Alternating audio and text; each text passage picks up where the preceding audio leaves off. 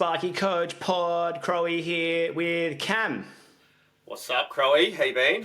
I've been good. We are talking roadblock series, so the things that block your progress or stop your progress or hinder your progress. I was going to say or hinder your progress, but I don't think that's a word, maybe. Thinking it might exist. Even if it is a word, I don't think it's the right context. Yeah, hinder.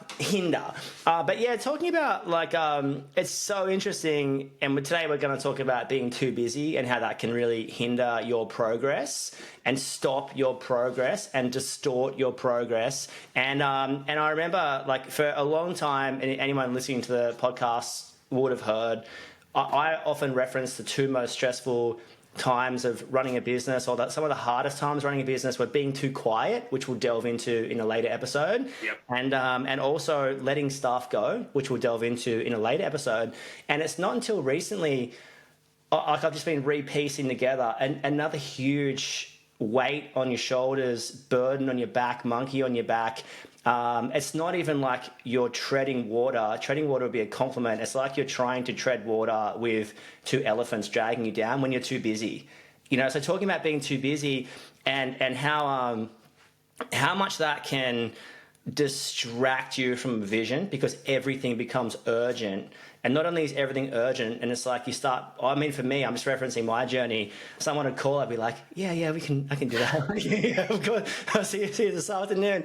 So you start to let everyone down, and then is there anything worse than trying to go to sleep when that quote's got to be out, and it's like you thought about it all day, you got home, you open the computer in the afternoon, the morning, whenever, it's not done, and it's like, I've just got to, I just feel like being busy is so underrated how stressful it is. So we're talking about, first and foremost, how you find yourself being too busy, and secondly, what can you do about it? Because what's your thoughts? Too busy? What goes through your head?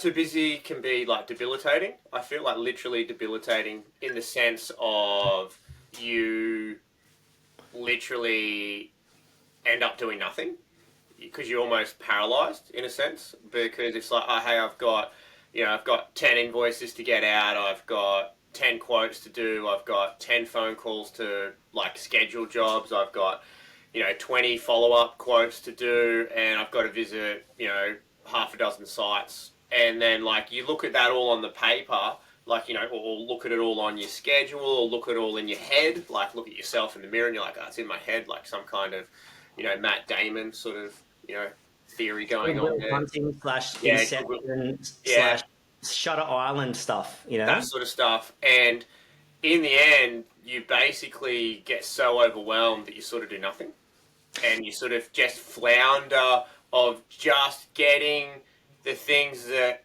are the most urgent in the sense of front of mind, or front of inbox, or next phone call, next text message sort of thing. So what you're doing is you're just reacting the whole time. That's how I would probably summarize too busy. It's just so reactionary to the next thing that has occurred. So then what happens is you just bank all of this stuff that just doesn't get done, and all you do is I got to do this, as opposed to identifying some things that need to be done and being let's chip away at these, as opposed to looking them in big bites. So that's how I sort of feel, rather than looking at the solution here, answering your sort of question there around it's like a debilitating sort of paralyzed feeling of, I feel like you're in this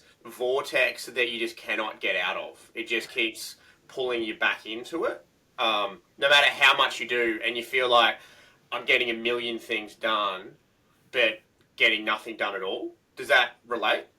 Yeah, there's not. I just think you're on the computer trying to quote, the phone's ringing, and there's a stage of business where you kind of got to be all things to all people, and it's super interesting. And I remember I was talking to someone actually this morning about this, and they said we fit off a TV point at Betty's house. Now I've got to go back because Betty didn't have a TV and we're not sure if it's working. And I was just like, hey, you have to change that process. Get the $50 TV tester and just make sure there's a signal there. Do you need the 3 gram one? Depends how cool you want to be, I guess, or whatever, but you've got to make sure it's working. So it's so funny because it's like the testing and commissioning on site, I feel like is the most important thing, is everything, like does that, we can fit the PowerPoint off, but does it work? We can fit the TV point off, but does it work? You can fit the data point off, but is it labeled? All that kind of stuff matters so much. And I think the longer you get on in business, you have those standards of being like, the amount, early on, I was walking away from TV points just assuming that it probably might work. And I'm so pleased to say that any apprentice coming through our company would now call that like very silly, which is good because we had standards in our business, right? And we created those standards because of like you get called back to that stuff. But I just want to reference comparing that to the office. I like to compare the site to the office, like to just compare when you're busy on site. You're just trying to move on to the next site, the next site, the next site. Is it tested? Oh, it should be right, should be right, should be right. And it's not okay to walk away from a job and and it's not tested and commissioned. I think we would all agree with that. But it's also not okay to just send a quote and then tick the box, the quote has been sent, dopamine hit, little bird flies away on your Asana to-do list or whatever you're using. Oh my gosh, I've finished it. But it's like, has that quote been in inverted commas, tested and commissioned, right?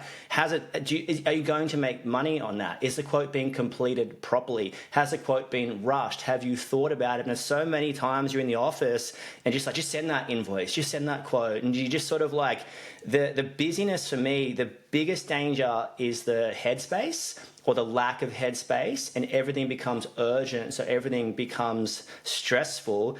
And there's time pressures on everything. I'm not saying there's not time pressures. There probably is time pressures. And you've got no time. You've got no headspace. It's not thoughtful. It's not intuitive. It's working really hard. It's not working very smart. And some of the first things to go when you're busy are the things like measuring hours, are the things like double checking jobs, are the things like cross-referencing materials between a couple of wholesalers, are the things like having that discussion with that staff member you should have. So lots of the stuff that you would usually count as non-negotiables now falls off to the wayside because everything is urgent. And I think that's the biggest thing. It's everything's stressful. And you look at, like I was referencing the great Wally Lewis. You must love Wally Lewis. The king.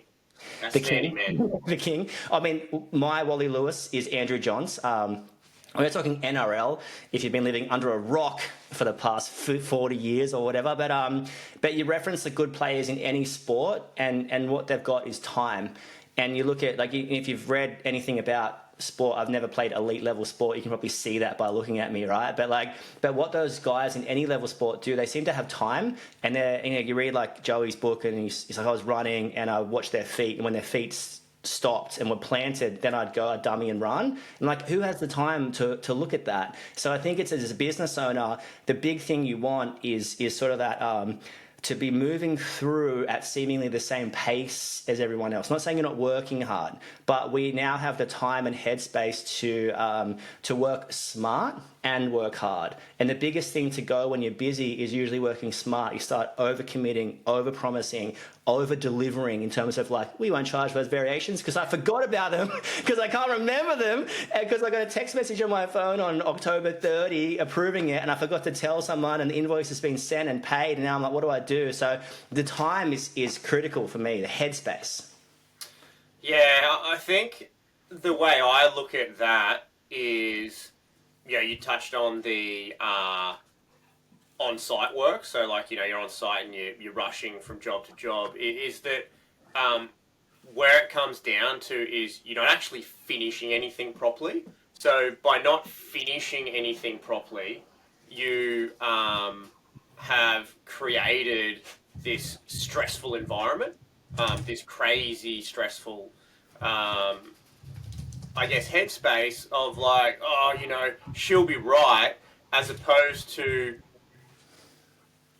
making sure it is right, confirming it is right, so that then when you get that, I guess it's almost like an inevitable phone call. Like, you're sort of like, oh, look, we're just going to flip a coin here and go 50-50. And look, the reality is it's not even 50-50. It's like 90-10.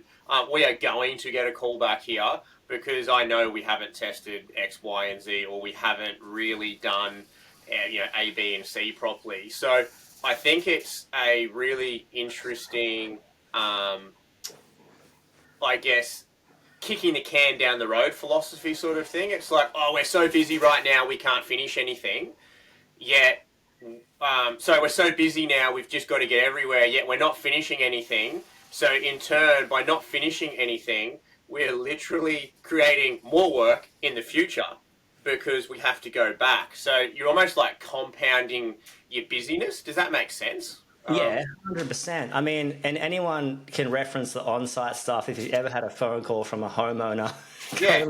going like, oh, just wondering what data point goes to the bedroom.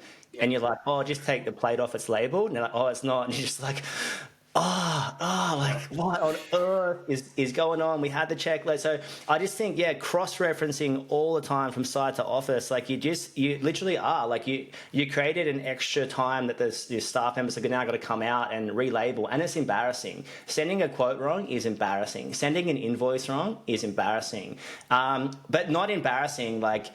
It's reputation damaging, and once the reputation is damaged, you can have an excellent product, but you've got to reference product is not just what happens on site, and the site stuff does get dropped. The site stuff does get dropped when you get busy. We know that, but the off-site stuff gets dropped as well. The phone's not being answered, the emails aren't getting written back to. What was once 101 and non-negotiable. Standard, yeah. Yeah. What's that was our standards is now out the window, and then so cross-referencing what you can do about it. My head goes into a couple of things. If you've ever found yourself in a place of no work, you all know how bad that is. Like, it's like when you're looking at the schedule and there's nothing, that's so bad. So I would encourage everyone to send me a photo of this on Insta. I've recently taken over the socials. I'd love to chat. So send me a photo of like an empty jar on your desk, and that should be your reminder that if you do nothing, nothing's going to happen. So the empty jar is a reminder. Remember the feeling, bottle up the feeling of what it's like to have no work. It's the absolute worst thing ever. But when you've got no work, what are you? You're diligent with quoting. You're diligent with getting back to people. You're very responsive. You've got time for those big conversations. Now you can go back and create workflows and check processes and, get that TV tester or that data tester. So it's like you've got to bottle that feeling up of having no work. So you've got to channel it and be like, that matters for me finding work tomorrow. But I also need to act slow. Like I just because I'm busy, I've still got to act slow. I've still got to build those processes. Still got to work on the business, not just in the business. I've still got to forecast and have vision and measure my job. So it's like the biggest thing I would encourage is one of the best things you can do is stay slow. And one advice I got one time was don't run anywhere. Like just never run anywhere, because it's like and I think. You can reference that to actually running, but like going fast, you don't need to go fast. So if you've got an emergency call out, you don't run in because you're going to be, everything's going to be heightened, you might say. But in the office too, like you're not running a sprint, you're running a marathon. You're in a short-term time frame where everything's quite busy or overwhelming, but you can't let that affect your output, if that makes sense. So try and remember what it's like to be slow. And then always act like, write your schedule out when you get in there. What can you get done today? What can't you get done today? Flick a couple of text messages. That's really important. What do you think on that sort of acting like you're not busy? How's that? Yeah, I think a lot of it comes down to like an organizational point of view. So if you're unorganized and you don't really know what's going on, it creates like a manicness around it. So I often find for like me personally is it's like setting up your week, getting organised, identifying what the priorities are, and that it's going to work for different people on different levels. But you get that ability to be able to, instead of running everywhere, it's like, hey, there's a level of these are the things we need to get done. These are when they're going to get done on, or these are when they need to get done by. So there's like some timeline, some deadline, some understanding, some communication when it needs to be had by. I think the power of the phone call is so underrated these days. And this is I would probably say there's an element of like maybe full circle in a sense, like obviously phone was very heavy at the beginning and then it just doesn't stop, so you're like, I don't want to talk on the phone. So then you revert to like emails or text messages and things like that, and then you're sort of like, oh hey, we'll put that in an email just because it's the quickest, fastest way to do things. But honestly, I find with a phone call, you gauge so much more out of a phone call, much like any type of conversation, whether it's in person or not, because you can pick up the tone of the person's voice. You can, there's cues that they sort of give away on the phone. So like if you ask them, it's like, oh, hey mate, like, just want to find out when you need the job done by, and you can get a bit of an understanding. It's like, oh hey, or would it be all right if we turn up on this date, sort of thing, and you can sort of tell straight away, like if they're just like, yeah, look, that's no problem, sort of, or versus like a long pause and a sigh, you can sort of pick up that like, yes, it's okay, or nah, there's going to be a problem here. So I just think a phone call can solve, or like it doesn't solve every problem, but it can help getting the solution, because you start to piece together the puzzle of like, oh hey, that job there that we didn't think was that urgent is actually really urgent for that client. And then it's like, hey, that client who we thought was really urgent, they're not even ready for another couple of weeks. So like it starts to, you think, I feel like a lot of the busyness or a lot of the manicness can be self-created to a certain point, and then can be alleviated by having a little bit of organisation and a little bit of communication. And look, different levels of communication are going to be for everyone, because someone might like the phone call, whereas another person's like, oh, hey, no, we actually just do everything in writing because that's what they like, or the level of communication required with those particular people is what they want there. But I think planning out what you need to get done, planning out the priorities, identifying, hey, yeah, I may have 10 invoices that I need to get out, but in reality, I've got a lot of other things to get done today.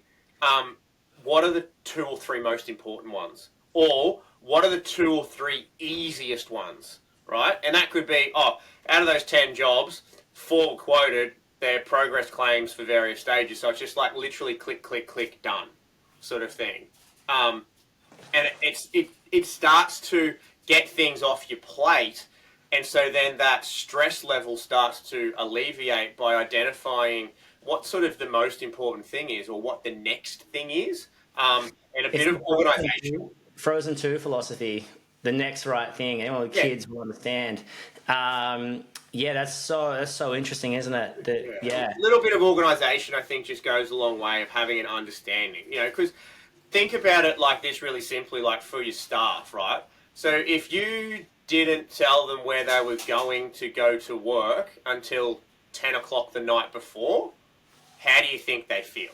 How do you think they react to that? How do you think their ability to actually be organised and put some input in versus, hey, you know what you're doing tomorrow, a day in advance, 2 days in advance, a week in advance. Worst case, you'll know what you're doing by 3 o'clock. Like that's sort of our philosophy, like in the way we work, is that the cut-off is like you can't make a decision after 3 o'clock. Like, and it happens maybe 1 or 2% of the time through, someone cancels very late or something like that. But the reality is that, hey, that's our cut-off and that's what we work towards. So liken it to that. If you just start throwing information at yourself of like, hey, this is what you got to do tomorrow, in the morning, not even giving yourself like a day's notice, you just like turn up, you're like, all right, what are we going to do today? You probably wasted an hour and a half anyway, because you've probably put out a few spot fires, and then you're like, oh my God, like we're not getting anywhere. So I think having a look at how you're organising yourself and where you're moving in that regards can have a massive influence on headspace, first and foremost. Yeah, 100%. Just making sure, and I think this is where the theory comes in. The most important job is the one you're at. So on site, when you're really busy, your knee-jerk reaction is to commit to everything, but you don't want to send your staff members from here to there and just get out of trouble, just get out of trouble, just get out of trouble. And while you're getting out of trouble, you're making trouble. Like every time you're just getting out of trouble, just staying in front, you are literally on a pinball machine, and that ball is going to drop down really soon. You're running an actual like gauntlet, like you were saying earlier. So reference the most important job is the one you're at. So park the crew on the job, finish the job, tick it off, get to the next one. Now, same thing with your office stuff as well. write what's important to get done, that quote. How long is it going to take you? 90 minutes, 2 hours, 15 minutes, 4 hours. Do not disturb that phone. Throw that phone in the bin and get that job done, get that quote done, and then you roll to the next one. So it's like you're ticking the to-do list off. So plenty to break into in this being too busy. We're going to have a part 2 of this coming up next. So the sort of final wrap-up on the first, one of the first things you can do when you're feeling too busy, when you're feeling overwhelmed, is just do the next right thing. Get your list of everything out, the list of what's coming up job-wise, list of who you got to perform that work on site, that list of what admin tasks are actually critical. But we're going to delve into this a bit more in part 2. Final sign-off, Cam, is what? Just communicate. Communicate. Get that next thing sorted, finished, but communicate across. Because if someone's expecting you somewhere, and you're like, "Hey, no, our priority is to finish this," communicate across. Like I don't think I've ever really had a problem when I've communicated with someone. So to be like, "Look, hey, look, I know we've said we were going to come on Tuesday. We're on a current job at the moment. We just need to finish this, or we don't need to. We are going to finish this job." And get it all sorted, then we're going to move on to your job and get it all finished. So you're the priority, the next priority, but we just need to get this done, otherwise it's going to throw everything. And just have that communication around the organisational thing. Most people are reasonable human beings, I find. Most people are pretty good to deal with. "Hey, look, sorry, mate. I just want to let you know, one of our staff members has injured themselves playing footy over the weekend. We're going to be down a person all week, so it's actually going to affect our schedule. So yours is going to have to be pushed out to these dates, okay?" And most people are completely reasonable with it. And so that issue that you thought was going to be super stressful, you now have alleviated because you've dealt with it. So dealing with the situation through communication, I feel, is super important. And if you're thinking, "I can't do that," stay tuned for part 2. We got more coming up for you. I'll see you guys soon. Bye. Bye.